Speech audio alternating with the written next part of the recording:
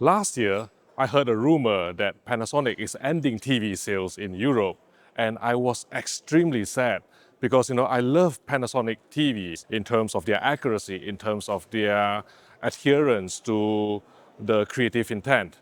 But today, I have some news to bring to you because Panasonic has entered into a strategic partnership with Shenzhen Skyworth Display Technology Co. Limited to continue their TV business, not only in Europe, but potentially also worldwide. And I'm going to tell you all about it.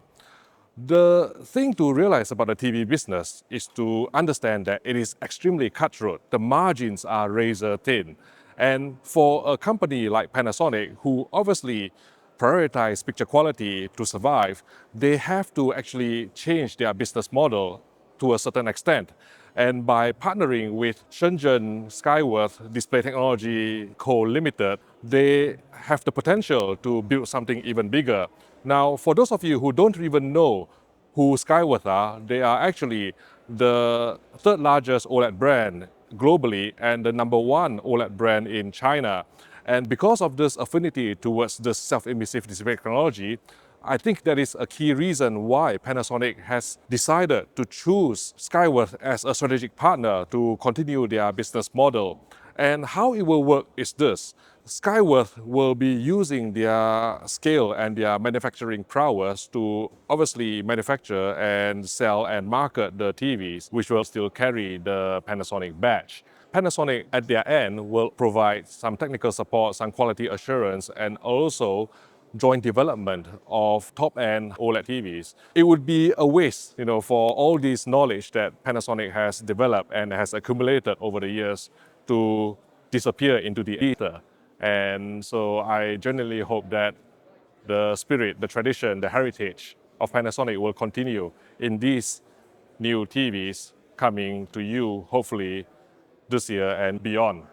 The thing that impresses me about Panasonic as a TV company has always been the resourcefulness and the ingenuity of their engineers.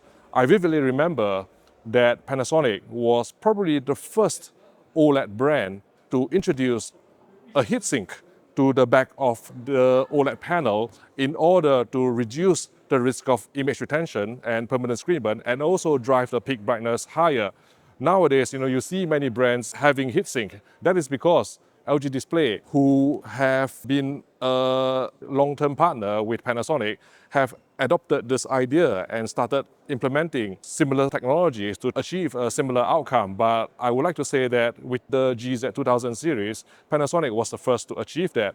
And another element that actually came to my mind was that Panasonic was probably the first one to be able to resolve full 4K 120Hz resolution on the MediaTek HDMI 2.1 chipset on the JZ series. Now, some of you Sony XH90 or X900H owner will probably be still complaining that because it uses MediaTek's first HDMI 2.1 SoC, it is not able to resolve full 4K 120Hz resolution, causing some sort of blurriness when you're actually playing games on a PS5 or the Xbox Series X in HDR VRR at 4K 120Hz. Well, Panasonic was probably the first manufacturer, in fact, I wouldn't say probably, it's definitely the first manufacturer that has come up with a solution, obviously in partnership with MediaTek, to resolve this. So they were the first one to be able to achieve 4K 120Hz resolution, extract it out of that particular MediaTek HDMI 2.1 SoC. And there are many other elements that separate Panasonic from the rest as well. Because I've done some unboxing videos where I've gone through the user menus of Panasonic OLED TVs, and there are so many options for users to tinker to their liking. And one particular one that I really like is how they are able to actually introduce more granular controls near black. They have near black luminance control and also near black white balance control down to 0.5%, I believe. And there's 0.5, 1.3, 2.5, whereas no other manufacturers have been able to go down to below 2.5, although that may actually change this year with some other display manufacturers. And you know me, I always like to be more precise when I'm working down below. And these are some attributes of Panasonic TVs that I really like so much.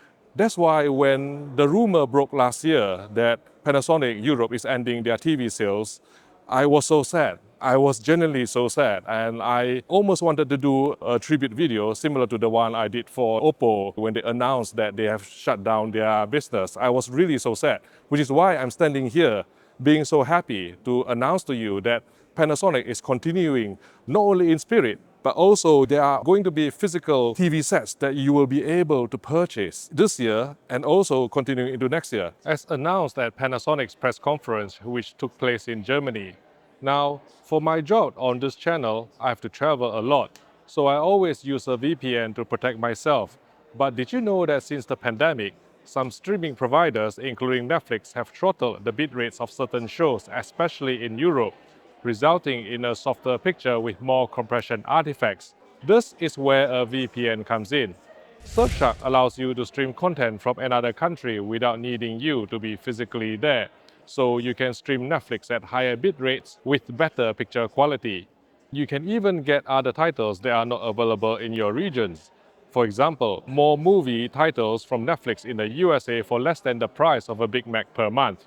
There's 24/7 live customer support, a 30-day money-back guarantee. So go to surfshark.com/HDTV test. Sign up today and give Surfshark a try. I'll put a link in the YouTube description below.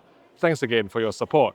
Now, this agreement between Panasonic and Shenzhen Skyworth Display Technology Co. Limited needs to be finalized on a per-region basis. So in Europe, there will be a new entity which is on the presentation slide here. It is not fixed yet, but on it I recognize the Pinyin pronunciation, the Chinese pronunciation for Chuangwei RGB, and Chuangwei, it is the name of Skyworth in Mandarin. I know more than just body language.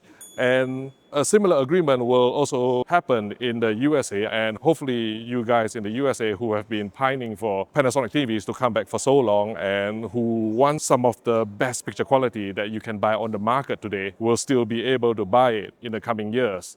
And onto their 2026 lineup that has been announced currently. Because this new agreement is only going to start taking effect on the 1st of April, they haven't managed to actually come out with a new flagship OLED. So the Z95B and also the Z90B from last year will be carried over, but there will be a new entry-level Z85C OLED TV, which will come in 55 and 65 inches. And this may be the newer entry-level affordable OLED SE panel from LG Display, and there will be some other mini LEDs and also quantum dot LEDs as well. But at the end of the day, I hope to at least see high quality OLED TVs from the brand in the future. Now, I've talked to you about several reasons why I like Panasonic TVs so much. So to find out some of these reasons in terms of picture quality, you can watch my review of the Panasonic Z95B flagship OLED TV by clicking here.